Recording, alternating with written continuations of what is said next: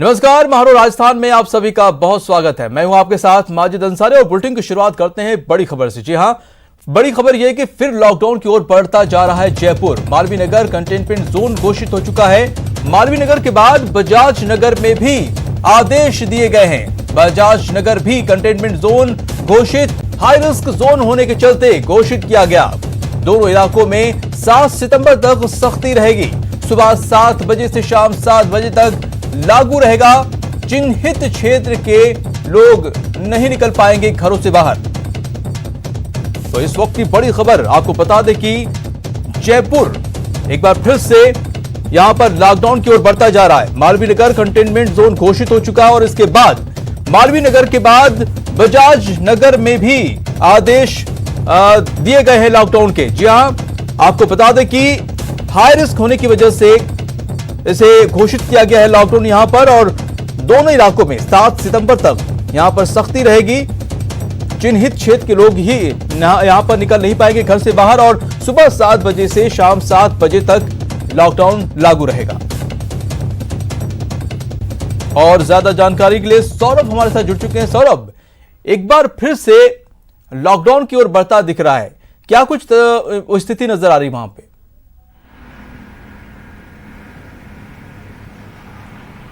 देखिए माजिद, इसमें एक बहुत बड़ा अपडेट जो है वो आ चुका है। दरअसल कुछ देर पहले इंसिडेंट अधिकारी संजू पारिक ने यह आदेश जो है वो जारी किया था, जिसके तहत पूरे मालवीय नगर क्षेत्र को कंटेनमेंट जोन जो है वो घोषित कर दिया था। और आज से लेकर 7 सितंबर तक सुबह 7 बजे से लेकर शाम की 7 बजे तक लोगों की आवाजाही पर पूरी तरह से प्रतिबंध लगा दिया गया था। लेकिन इस खबर के प्रसारित होने के तुरंत बाद ये पूरा मामला जो है वो जिला कलेक्टर के संज्ञान में लाया गया, और संज्ञान में लाए जाने के बाद अभी हमारी ये जानकारी मिल पा रही है कि जिला कलेक्टर ने इस आदेश को वापस ले लिया। यानी कोरोना काल में जिस प्रकार से जिला प्रशासन के द्वारा जिस प्रकार का यह आदेश आया है, मालवीय नगर के लोगों के लिए इसने मुश्किलें बढ़ा दी थी। लोग जो है वो घरों से बाहर निकल गए थे, सामान लेने के लिए दुकानों पर पहुंच गए थे, और एक तरह से हड़कंप जो है वो मालवीय नगर के बाशिंदों में फैल गया था कि पूरे क्षेत्र को जो है वो उस पर प्रतिबंध लगा दिया था। लोगों को न बाहर जाने की अनुमति दी गई थी और न ही इस क्षेत्र में प्रवेश करने की अनुमति दी गई थी। लेकिन ये एक बहुत बड़ा मजाक कहा जा सकता है, जिस प्रकार से कोरोना के बढ़ते मामले जो है वो लगातार बढ़ते जा रहे हैं। लोगों की अलग अपनी टेंशन है, और उस टेंशन के बीच एक इंसिडेंट अधिकारी संजू पारिक द्वारा जिस प्रकार का यह आदेश निकाला गया है, बेहद ही चौंकाने वाला भी है और बहुत बड़ा मजाक जो है वो राजधानी जैसे शहर के लिए, प्रदेश की राजधानी में इस प्रकार से कोई अधिकारी इस प्रकार का आदेश निकाल देता है। और अभी जो हमारे वरिष्ठ सहयोगी बाबूलाल धायल, उनकी तरफ से ये जानकारी मिल रही है कि जिला प्रशासन ने इस आदेश को वापस ले लिया है। जिला कलेक्टर से उनकी बात हुई, इस प्रकार की बात है वो, और उसमें कहा गया कि संजू पारिक जो है वो निर्णय जो है वो किस आधार पर लिया उसकी समीक्षा की जाएगी। लेकिन फिलहाल तौर पर मालवीय नगर से यह आदेश जो है वो विड्रॉ कर लिया, यानी जिला प्रशासन का इस पूरे मामले में यू टर्न सामने आ गया है। जी, तो मालवीय नगर से यू टर्न ले लिया गया। बजाज नगर में अभी भी लॉकडाउन है? जी बिल्कुल, देखिए बजाज नगर के चिन्हित इलाकों में यानी 1 से लेकर 37, क्योंकि 37 उसमें इलाके बताए गए, उन क्षेत्र के लिए जो है वो आदेश लागू किया जाएगा। इस प्रकार का आदेश जो है बजाज नगर के लिए लागू किया गया है। अब चूंकि उसी अधिकारी ने, संजू पारिक ने जो है वो बजाज नगर के लिए भी आदेश जारी किया, और उन्होंने ही मालवीय नगर के लिए भी किया है। लेकिन जिला प्रशासन, जिला कलेक्टर के द्वारा यह आदेश वापस लेने की बात सामने आई है। तो अब देखना होगा कि क्या बजाज नगर के लिए वो आदेश लागू रहेगा या फिर दोनों जगहों के लिए वो आदेश जो है वो बदल दिया गया है। जी, जिस तरह से सौरभ कुछ जगहों पर इसका विरोध भी हो रहा है लॉकडाउन में, जैसे कोटा में विरोध हो रहा, व्यापारियों ने किया है विरोध, तो यहाँ पर भी क्या लोगों का रिएक्शन क्या कुछ विरोध वाला नजर आ रहा है?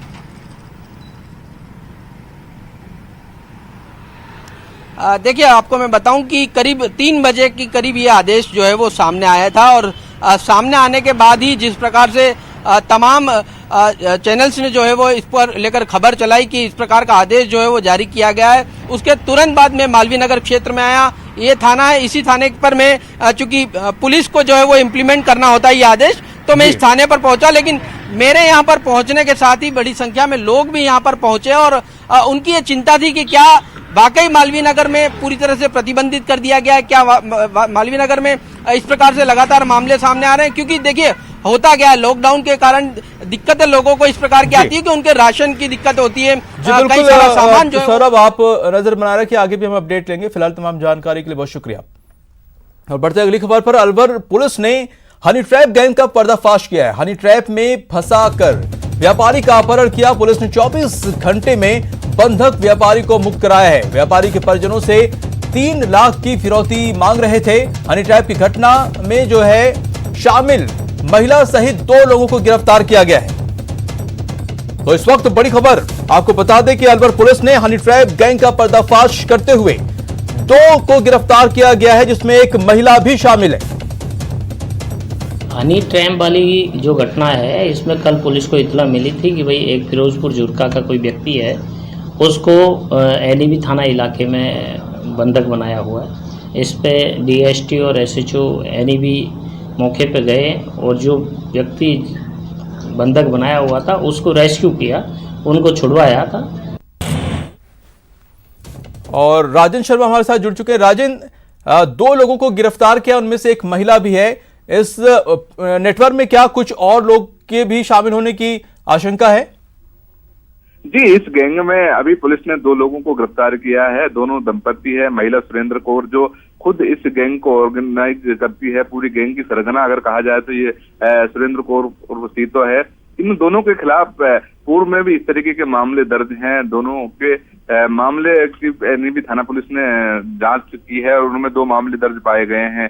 लेकिन जिस तरीके से ये वारदात को अंजाम देते हैं, वो काफी सातिराना अंदाज में वारदातों को अंजाम देते हैं। इस गैंग के जो सरगना है खुद महिला, ये खुद दूसरे अलवर से बाहर के दूर दराज के जो बाजार हैं वहां पर जाती है, दुकानदारों व्यवसायियों से सामान खरीदती है, फिर उनसे धीरे धीरे संपर्क बनाती है, मोबाइल नंबर लेकर के उनसे मोबाइल पे बातचीत करके, और उसके बाद टारगेट करके जो आदमी उनसे बातचीत करने में सॉफ्ट आता है उसे टारगेट करता है, वो पैसे वाला होता है। उस तरीके से व्यापारी को एक चिन्हित कर लिया जाता है, फिर उससे फोन पर फंसाकर उसे जाल में फंसा लिया जाता है। और जैसे ही वो उसके प्रेम जाल में फंसता है, उसको अलवर बुला लिया जाता है और उसके बाद उसको अपहरण करके और उसके परिजनों से धमकी दे करके कि उन्हें रेप के फर्जी मामले में फंसा दिया जाएगा या दूसरे अन्य मुकदमों में फंसाकर उन्हें पुलिस में बंद करा दिया जाएगा। इसके बाद जो पीड़ित व्यवसायी हैं वो अपनी बदनामी के डर से जी फिरौती की रकम देते हैं। तो इस तरीके से ये गैंग है जो व्यापारियों और पैसे और उद्योगपतियों उस तरीके के लोगों को अपने जाल में फंसाती है और उनसे मोटी रकम ऐंठती है। पुलिस को ये पूरा मामला है, जब कल शाम को पुलिस को सूचना मिली थी उसके बाद पुलिस ने 1 घंटे में ही। जी बिल्कुल, बहुत शुक्रिया तमाम जानकारी के लिए। और एक और बड़ी खबर आपको बता दें कि भरतपुर के कामा इलाके में एक डॉक्टर की पत्नी के साथ रेप की घिनौनी वारदात सामने आई है। जी हां, मामला इलाके के गावड़ी गांव का है और पीड़ित के पति ने जो है जुरहरा थाने में मामला दर्ज करवाया है। और पीड़ित के पति के मुताबिक वो किसी मरीज का इलाज करने गांव में गए थे। उसी दौरान पत्नी को अकेला देख कुछ लोग अचानक घर में घुस गए और कट्टे की नोक पर रेप की वारदात को अंजाम दिया। तीनों आरोपी ओलेक्स टटलू बाजी गैंग के सदस्य बताए जा रहे हैं। डॉक्टर को जान से मारने की धमकियां भी दी जा रही। और प्रवीण शर्मा हमारे साथ जुड़ चुके। प्रवीण, बेहद ही घिनौनी वारदात को अंजाम दिया है, क्या कुछ अपडेट है इसमें? जी, मैं आपको बता दूं, ये जुरहरा के पास का मामला है, देवड़ी गांव का, जहां डॉक्टर किसी इलाज के लिए गांव में गया हुआ था। वहां पत्नी पीछे से अकेली थी उसके घर में। इस दौरान 4 मुलजिम आए और उसके साथ दुष्कर्म करने लगे। यहाँ शोर शराबा सुनकर वहां लोग इकट्ठा हो गए और जब वहां वो पहुंचे तो दीवार बांधकर 4 लोग वहां से भाग निकले। जब डॉक्टर घर पहुंचा तो उसने आप बीती बताई उसकी पत्नी ने। उसने जाके जब मामला दर्ज कराया तो उसको सूचना मिली कि तुझे कट्टे से फायर कर मार दिया जाएगा, जिसे लेकर वह घबराया हुआ था और पुलिस ने उससे सुरक्षा मांगी है, जिसे लेकर पुलिस ने उसको आश्वस्त किया है। तो इसमें क्या गिरफ्तारी हुई किसी की? जी, वो 4 मुलजिम जब पुलिस वहां पहुंची जब तक फरार हो चुके थे, वो उसके गांव में दबिश दी जा रही है, जिसे लेकर पुलिस वहां गांव में दबिश दिए हुए है और उनके परिचितों से भी जानकारी कर रही है। जी, बहुत शुक्रिया तमाम जानकारी के लिए। और बढ़ते अगली खबर पर, चूरू के सादुलपुर से बड़ी खबर है, जहां पर शहर में भूमाफियाओं की दबंगई देखने को मिली है। यहां पर मां बेटे के साथ बेरहमी से मारपीट की गई है और इस मारपीट का वीडियो वायरल हो रहा है। बता दें कि सादुलपुर में इन दिनों हरियाणा के बदमाशों और भूमाफियाओं का आतंक मचा हुआ है। इन दिनों एक वीडियो जमकर वायरल हो रहा है जिसमें कई लोग हाथों में हट लिए वार करते नजर आ रहे हैं और जेसीबी चलवाते नजर आ रहे हैं। बदमाश जमकर लठ बरसा रहे हैं, साथ ही वीडियो बना रहे हैं और वीडियो की पड़ताल में पता चला है कि ये वीडियो 29 अगस्त का है। वार्ड 13 में मजदूरी कर अपना गुजारा करने वाली मां बेटी की बेरहमी से मारपीट की गई। मामले का सादुलपुर में मुकदमा जो है दर्ज कराया गया है मामले को लेकर। और आपको बता दें कि महिला का आरोप है कि मुकदमा दर्ज होने के बाद भी बदमाश उनके घर के आसपास से बेरोक टोक घूम रहे हैं और उन्हें जान से मारने की लगातार धमकी दे रहे हैं। ये सोंगवान है और एक अमित है गगोर का कोई, और एक कोई धर्मेंद्र बता रहा है यहाँ रेलवाई में पुलिस में लग रहा है। ये कुछ लोग अन्य 20-25 लोग हमारे प्लॉट में आकर हमारे साथ मारपीट की और हमारा घर तोड़ दिया। हमारे साथ बहुत ज़बरदस्त मारपीट की है। हमारे पैर पे चोट आ रही है, मेरी मम्मी के सर में लग रही है और मेरी मम्मी के पैर पे हर जगह चोट आ रही है। हमें बहुत भयंकर मार। चलिए बात करते हैं कोटा की, जहां पर रफ्तार का कहर देखने को मिला है। कोटा झालावाड़ एनएच पर सड़क हादसा हुआ है। सहरावदा गांव के पास दो ट्रकों में भिड़ंत हो गई और इस भिड़ंत में ट्रक चालक की मौके पर ही मौत हो गई। दूसरे ट्रक का चालक मौके से फरार हो गया है। तो कोटा से रफ्तार का कहर यहां पर देखने को मिला है। कोटा झालावाड़ एनएच पर यह हादसा हुआ है जहां पर दो ट्रकों में भिड़ंत हो गई और इस हादसे में ट्रक चालक की मौके पर ही मौत हो गई और दूसरे ट्रक का जो ड्राइवर है वो मौके से फरार हो गया है। और बढ़ते अगली खबर पर, करौली से खबर है जहां पर यहां भी सड़क हादसा हुआ है। मोटर बाइक और कार में टक्कर हो गई है और टक्कर के बाद खेत में बाइक सवार गिर गया अनियंत्रित होकर और बजरे के खेत में जाकर कार घुस गई है और टोडा भीम गुड़ा चंद्रजी मार्ग की यह घटना है। तो तस्वीरें आप देख सकते हैं किस तरह से यहां पर भी रफ्तार का कहर देखने को मिला है। एक कार जो है अनियंत्रित होकर खेत में जा घुसी, बाइक और कार में टक्कर हुई और जिसके बाद जो कार है वो अनियंत्रित होकर खेत में घुस गई। टोडा भीम गुड़ा चंद्रजी मार्ग की यह घटना है।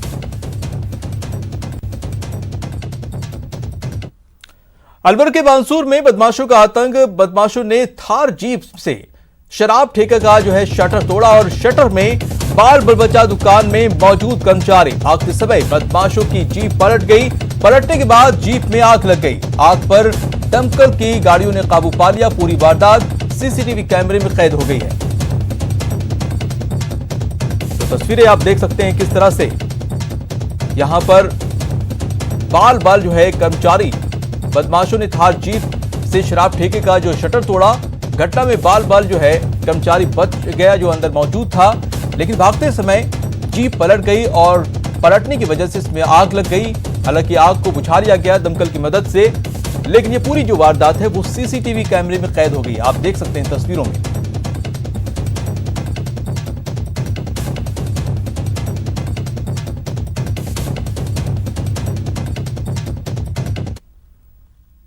अजमेर में चोरों का आतंक देखने को मिला है। मकान से सामान चुराकर फरार हुए हैं चोर। तस्वीरें आप देख सकते हैं अजमेर में किस तरह से चोरों का आतंक मचा हुआ है। मकान से सामान चुराकर फरार होते हुए आप देख सकते हैं इस सीसीटीवी फुटेज में।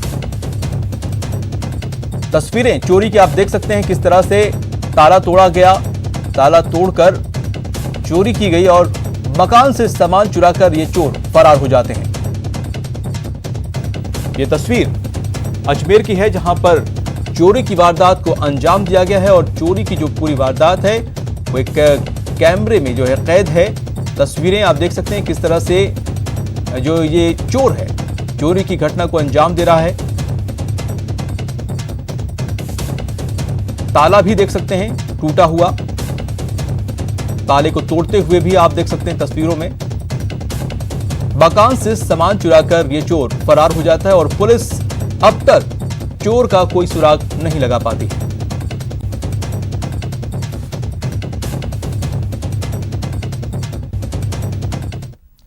वक्त तो चला छोटे से ब्रेक का। ब्रेक के बाद आपको दिखाएंगे बारिश, बाढ़ और बर्बादी।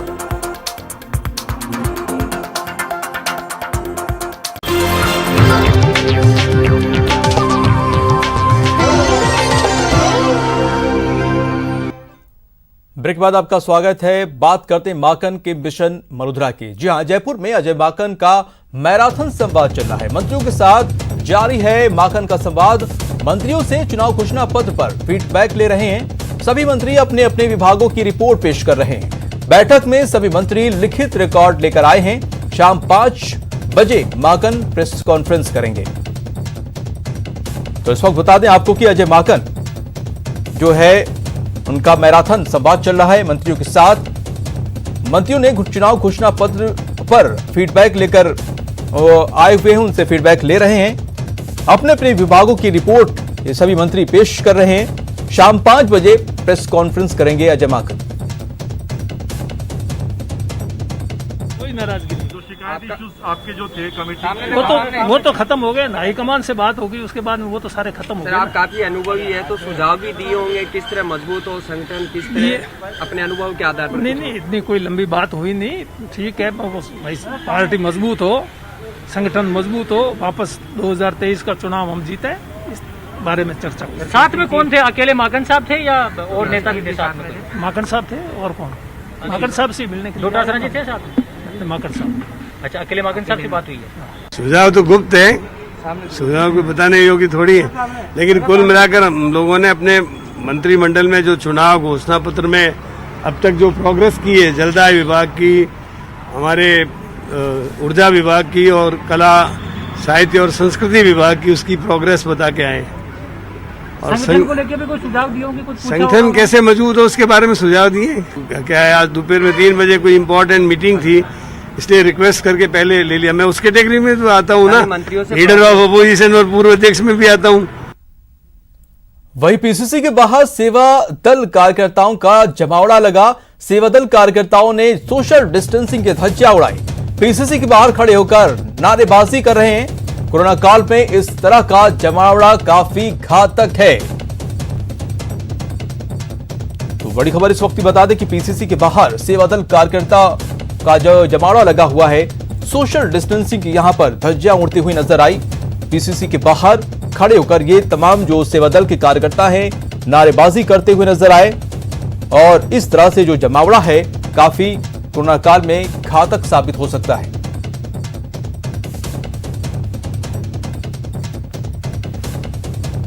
तो इस वक्त की खबर आपको बता दें कि पीसीसी के बाहर सेवा दल कार्यकर्ताओं का जमावड़ा लगा है। सेवा दल कार्यकर्ताओं ने सोशल डिस्टेंसिंग की धज्जियां उड़ाई, यहां पर जमकर नारेबाजी करते हुए नजर आए। कोरोना काल में इस तरह का जमावड़ा काफी घातक साबित हो सकता है। तमाम कोशिश की जा रही हैं कोरोना से लड़ने की, तमाम उपाय गाइडलाइन जारी हुई हैं, उसके बावजूद भी पार्टी के कार्यकर्ता ही सोशल डिस्टेंसिंग की धज्जियां उड़ाते हुए नजर आ रहे हैं। पीसीसी के बाहर जमकर नारेबाजी की और इनका जमावड़ा लगा रहा कार्यकर्ताओं का। और जिस तरह की तस्वीर सामने पेश आई है वो सोशल डिस्टेंसिंग की धज्जियां उड़ाते हुए पूरी तौर पर साफ तौर पर नजर आए। और गोवर्धन हमारे साथ जुड़ चुके हैं। गोवर्धन, माकन जो है अपने मिशन में लग गए हैं, तो आज क्या कुछ रहा इस मैराथन संवाद में?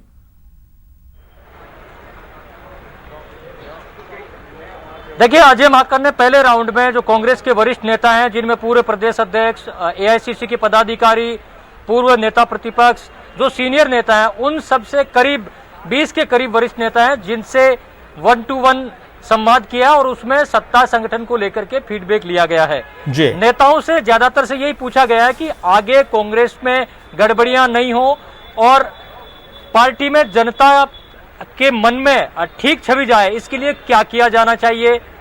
असंतोष जैसी स्थितियां आगे नहीं आए, इसके लिए नेताओं से सुझाव मांगे गए हैं। ज्यादातर नेताओं से हमारी बातचीत हुई है, उन्होंने सुझावों के बारे में मेनली एक तो सुझाव यह आया कि जनता से जो वादे किए गए हैं उन पर अब काम होना चाहिए और तेजी से काम होना चाहिए। साथ ही खास करके किसान, आदिवासी, कांग्रेस का जो कोर वोट बैंक है उस पर ध्यान ज्यादा देने की, उस पर फोकस करने का सुझाव भी नेताओं ने दिया है। आदिवासी इलाकों में जिस तरह बीटीपी सहित कई पार्टियों की जो नई पार्टियों की पनपने की जो खबरें हैं, जो जिस तरह की घटनाएं हुई है, उसको देखते हुए पार्टी को ये सुझाव दिए गए हैं कि आदिवासियों के विकास पर और उनकी जो डिमांड्स हैं उन पर खास जोर दिया जाए। साथ ही आदिवासी समुदाय के जो ऑफिसर्स हैं उनको ठीक से प्राइम पोस्टिंग दी जाए, उनको अच्छी पोस्टिंग दी जाए। ये सुझाव भी कई जो नेता हैं उन्होंने दिया है, खास करके जो आदिवासी समुदाय के नेता हैं उन्होंने दिए हैं।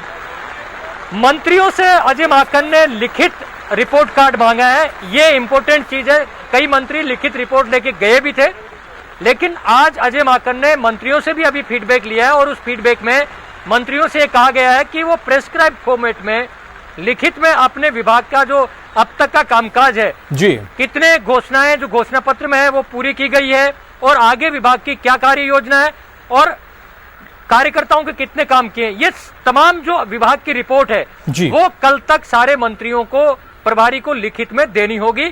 आज ज्यादातर जो फीडबैक का काम है वो पूरा हो चुका है, पहले वरिष्ठ नेताओं से और अब मंत्रियों से जो फीडबैक का काम है वो लगभग अंतिम दौर में है। हर मंत्री से 1 बाय 1 चर्चा की गई है, उनके विभाग के कामकाज को लेकर के रिपोर्ट मांगी गई है और कल सबसे लिखित में रिपोर्ट पेश करने को कहा गया है। तो गोवर्धन 5 बजे प्रेस कॉन्फ्रेंस भी करने वाले हैं अजय माकन, तो इसमें क्या लगता है कि ये जो बैठक हो रही क्या उसको ब्रीफ करेंगे इसमें?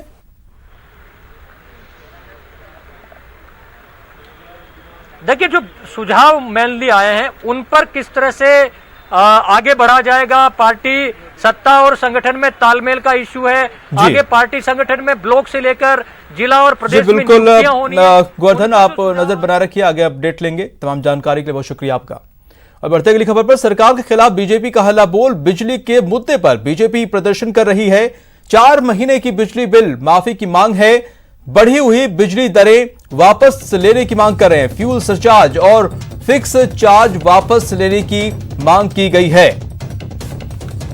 तो इस वक्त की बड़ी खबर आपको बता दें कि सरकार के खिलाफ बीजेपी ने हल्ला बोल रखा है। बिजली के मुद्दे पर बीजेपी प्रदर्शन कर रही है। 4 महीने की बिल को माफ करने की मांग की गई है, वहीं बढ़ी हुई बिजली दरें वापस लेने की भी मांग की गई है। फ्यूल सरचार्ज और फिक्स चार्ज वापस लेने की मांग शामिल है।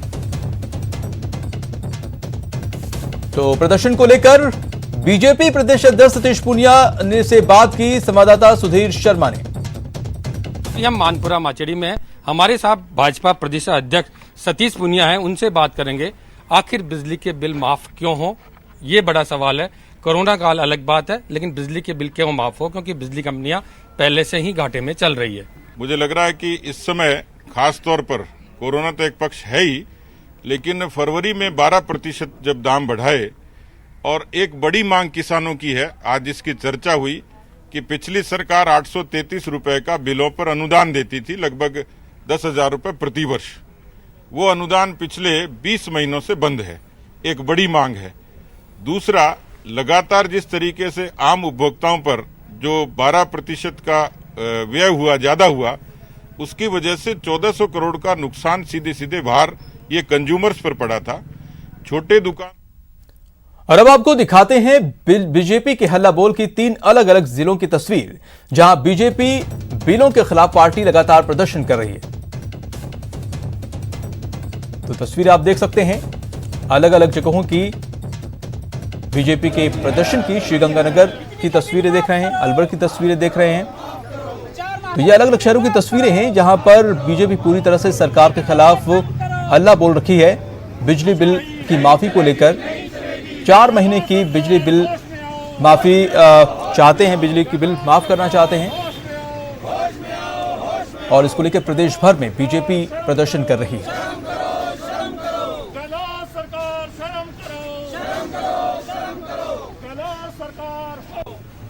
ये निकम्मी सरकार बदलनी है, बिजली के बिल माफ करो,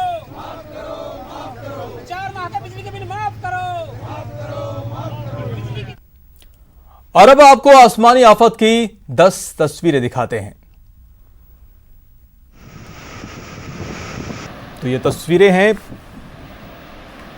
आपको दिखा रहे हैं तस्वीरें। पहली तस्वीर आपको दिखा रहे हैं आसमानी आफत की तस्वीरें हैं। जी हाँ, आसमानी आफत की वो तस्वीर है जिसने लोगों को का जीना मुहाल कर दिया है। कहीं से सैलाब टूट रहा है तो कहीं सैलाब में सब कुछ डूब रहा है। लोग त्राहिमाम कर रहे हैं और आफत है कि कम होने का नाम नहीं ले रही। कोटा बैराज से कई हजार क्यूसेक पानी छोड़ा जा रहा है, जिसकी वजह से आज आसपास के कई इलाकों में बाढ़ का खतरा बढ़ गया है। आसमानी आफत की ये तस्वीरें, तो कोटा बैराज की तस्वीरें जो है कोटा बैराज से छोड़े जा रहे पानी की वजह से कई नदियां उफान पर हैं, जिससे लोग दहशत में आ गए हैं। तीसरी तस्वीर आपको दिखा दें। कोटा बैराज के गेट खोलने के बाद के साथ ही लोगों को भी अलर्ट किया जा रहा है। प्रशासन जगह जगह खतरे से लोगों को सावधान भी कर रही है। 70,000 क्यूसेक पानी छोड़ दिया है। ये पानी और भी बढ़ सकता है। और ये चौथी तस्वीर आपको दिखाते हैं। पानी की आफत की वजह से 12 में एसडीआरएफ ने 4 छात्रों का रेस्क्यू कर उन्हें परीक्षा केंद्र तक पहुंचाया। और ये 5वीं तस्वीर जैसलमेर से, जहां पर कई लोग पानी का शिकार होने से बाल बाल बच गए। यहां पानी में एक बोलेरो पलट गई, लेकिन समय रहते सभी लोग बाहर निकाल लिए गए। और 6वीं तस्वीर, पानी की वजह से सिरोही की कई कॉलोनियों में लोगों को खासी परेशानी का सामना करना पड़ रहा है, लेकिन घर से बाहर तक आफत जो है कम नहीं हो रही है। और ये 7वीं तस्वीर, सिरोही में सड़कें सरोवर बन गई हैं, जिसकी वजह से इंसान के साथ साथ मवेशी भी पानी की परेशानी से जूझ रहे हैं। 8वीं तस्वीर, सिरोही से मुसीबत का मंजर ऐसा है कि हर किसी की जिंदगी जाम सी हो गई, लेकिन मुसीबत कम नहीं हो रही है। और ये 9वीं तस्वीर आपको दिखाते हैं। सिरोही में कई रास्तों पर इतना पानी जमा हो गया है कि आने जाने वालों की रफ्तार पर पूरी तरह से ब्रेक लग गया है। और ये 10वीं तस्वीर आपको दिखाते हैं। उदयपुर में भी आसमानी आफत देखने को मिली है। यहां पानी के आने से पिछोला तालाब ने लोगों की टेंशन बढ़ा दी है। और इस बुलेटिन में इतना ही। नमस्कार।